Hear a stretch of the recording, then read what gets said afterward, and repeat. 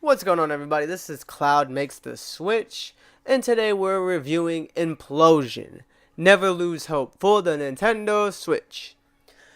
Implosion Never Lose Hope is an iOS and Android game ported to the Nintendo Switch for the price of $11.99, 12 bucks, boy!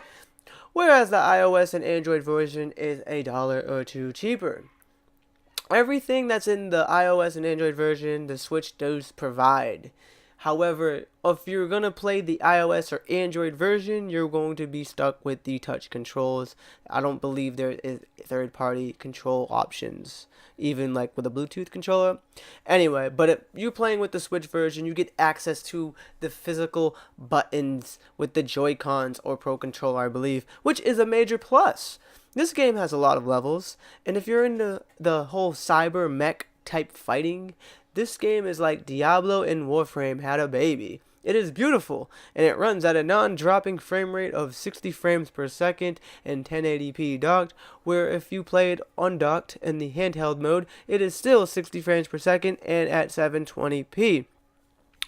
Like I said before, all the content, DLC, microtransactions, is all packaged into the Switch version. I touched a little bit about the levels in the game. It has a lot of stages and chapters, including a whole extra side story. And just to give a little description without spoiling the game, you play as a war hero seeking out humans that's been trapped, and you notice you find fallen comrades, human dying off, and you're just pretty much searching for the last of a dying breed. The stages can be completed in under a minute, to some of the harder ones can take anywhere from like 2 to 3 minutes at most. But there's so much of them, when you try to do them all, you're going to have a lot of time left. As well as having a lot of time left, if you're going for 100% completion, you are going to be even in for longer time. The only bad negative thing I have to say about this game, to be honest, is it is very repetitive. There barely is any loot to change armor and stuff like that, because the loot is in this system that it's like fragments, and you can use it to boost different powers or get new special moves. But talking about the armors and stuff, there is unlockable armors and even an unlockable extra character to use as you go along the story mode and missions.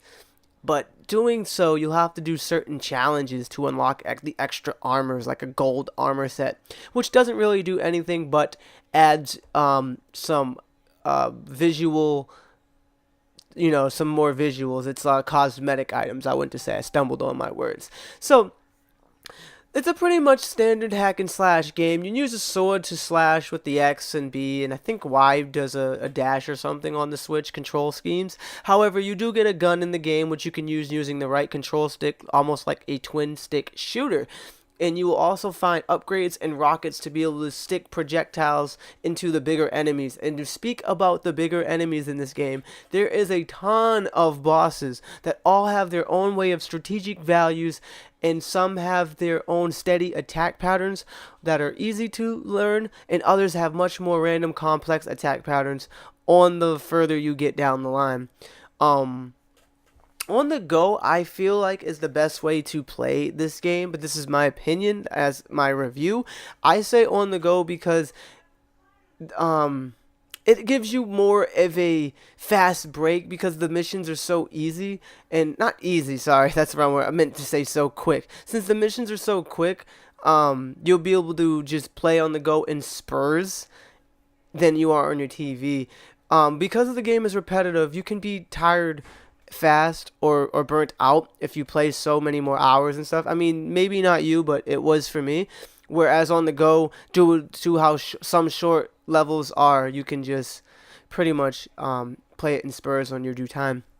However, to get on that, Implosion Never Lose Hope is a great title that you can add to your Switch collection if you're a fan of the hack and slash genre, and especially because of the price. I mean, $11.99 is worth the asking price of this game. So if you were to tell me, hey, okay, your review is going a little on and on and on, just tell me, buy or skip. I'm going to tell you to buy. If you want me to give a number out of this review, like a 0 from 10, I'm going to give this game an 8. Because while it's not perfect, there is very little flaws to make it go under that 8, but there's not enough amazing things to make it go higher than 8. So thank you for watching this review of my review of Implosion Never Lose Hopes for the Nintendo Switch. I'm Cloud and I made the Switch, and you can too. Hit that sub button. Stay up to date on all things Nintendo Switch related and more Nintendo Switch reviews.